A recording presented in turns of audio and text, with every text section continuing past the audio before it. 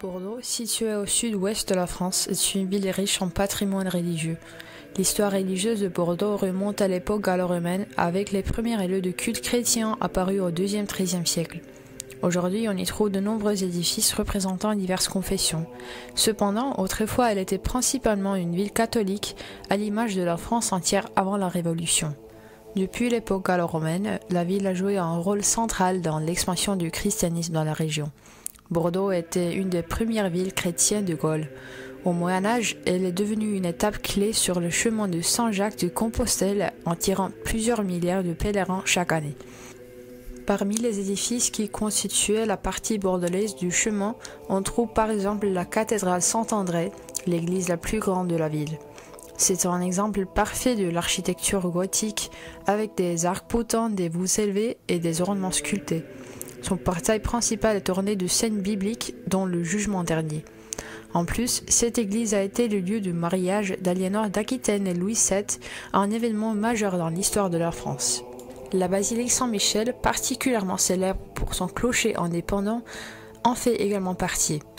Elle incarne le style gothique mais possède aussi des éléments plus modernes, notamment les vitraux réalisés après la Seconde Guerre mondiale. Elle a pareillement le clocher le plus haut de midi de la France. L'église Saint-Seurin est aussi très importante puisqu'il s'agit d'une des plus anciennes églises de Bordeaux.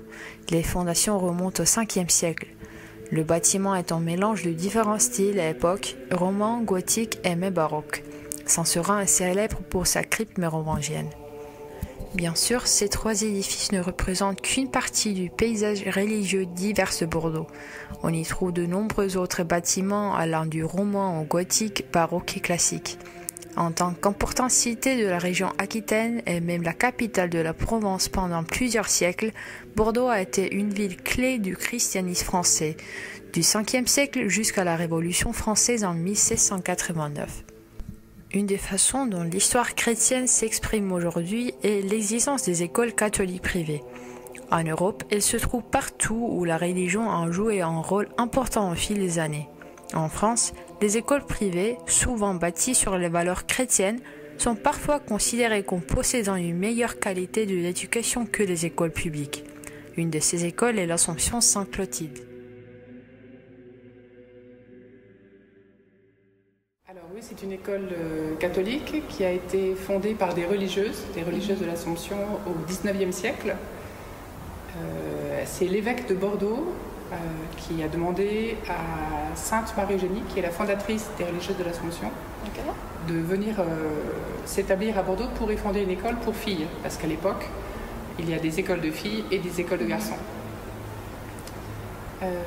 Voilà, la différence à ce moment-là entre une école catholique et une école d'État, c'est que les écoles catholiques ont une certaine liberté dans le programme enseigné aux élèves, ainsi que dans les matières. Aujourd'hui, la différence n'est pas dans le programme, parce que le programme est le même dans les établissements privés et dans les établissements publics de l'État.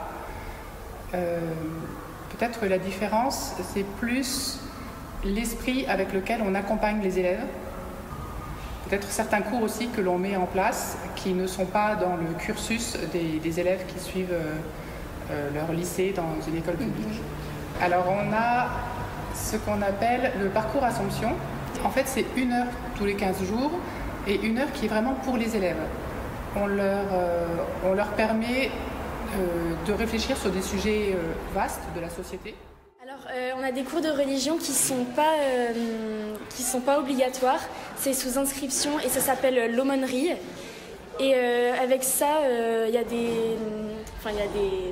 des parcours à faire. Donc là, par exemple, il y a des élèves qui sont partis à Lourdes pour aller voir comment ça se passe là-bas. Lourdes, c'est une ville qui est religieuse. Et du coup, dans ce cours, ça va parler de la Bible, de tout ce qui s'est passé avant et de la vie chrétienne en général. Voilà. La tradition catholique a encore ses racines profondes dans la vie des Français. Environ 70% des Français sont baptisés et les jours fériés catholiques sont toujours inscrits dans le calendrier. Dans le calendrier officiel national, des jours fériés qui sont de tradition catholique et qui restent toujours en place alors que l'on est depuis le XXe siècle dans un gouvernement laïque, en principe qui n'est pas affilié à aucune religion. Pourtant, sur 11 de nos jours fériés, on en a 6 qui étaient en tout cas et qui sont toujours des fêtes catholiques. Voilà. Donc on va avoir une présence importante de ces traditions catholiques dans la pratique de nos jours fériés, mais également Noël aussi, c'est très important. C'est un jour férié très important. Donc on va toujours avoir une survivance de pratiques religieuses malgré le fait que nous soyons dans un État laïque et que l'on va avoir des associations laïques qui vont quand même invoquer des pratiques religieuses catholiques, parce qu'on est traditionnellement un pays qui s'est construit autour de la religion catholique. On a aussi Pâques où la tradition c'est de s'offrir du chocolat et pour les enfants d'aller chercher les chocolats qui sont cachés un peu partout. Donc voilà, c'est des fêtes religieuses qui regroupent un peu les gens quoi, pour être ensemble, etc.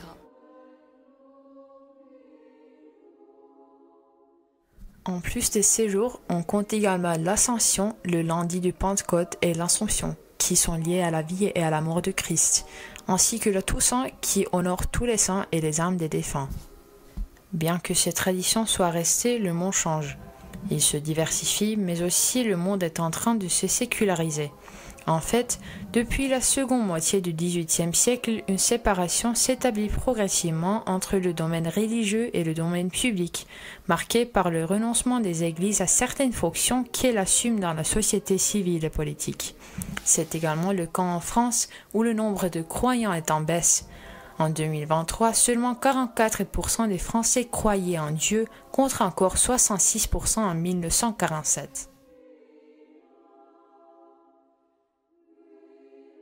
Bien sûr, elle est à moindre importance comparée au Moyen-Âge, sachant qu'en plus, de manière générale, en France, on calcule à peu près à 29% du nombre total de la population en tant que personnes affiliées à la religion catholique. Donc on est vraiment sur un déclin de la religion de manière générale en France. Voilà. En France et dans d'autres pays culturellement chrétiens, de nombreuses personnes sont baptisées pour les raisons traditionnelles ou sociales plutôt que par conviction religieuse. Il est de plus en plus courant d'être baptisé mais non croyant, en particulier en France, où la religion est souvent perçue comme une affaire privée ou culturelle. Environ 70% des Français sont baptisés, mais seulement 44% se déclarent croyants, et une proportion encore plus faible pratique activement une religion. En outre, la diversité religieuse est en constante expansion. En plus des catholiques, on trouve aujourd'hui des musulmans, des protestants, des juifs, des bouddhistes, des hindous et bien d'autres encore. Bordeaux, ville portuaire, a vu sa diversité religieuse se développer avec l'immigration au XXe siècle. Aujourd'hui, on y trouve des lieux du culte variés. Églises, mosquées, synagogues et temples protestants. La communauté musulmane est particulièrement visible à Bordeaux, avec des mosquées comme la mosquée de Bordeaux, un centre religieux important dans la région. En résumé, Bordeaux, à l'instar du reste de la France, possède un patrimoine religieux riche, principalement catholique. Les traditions religieuses restent profondément ancrées dans les jours fériés et les pratiques familiales. Toutefois, la ville, comme le pays, connaît une diversification et une sécularisation croissante, un phénomène facilité par la mondialisation.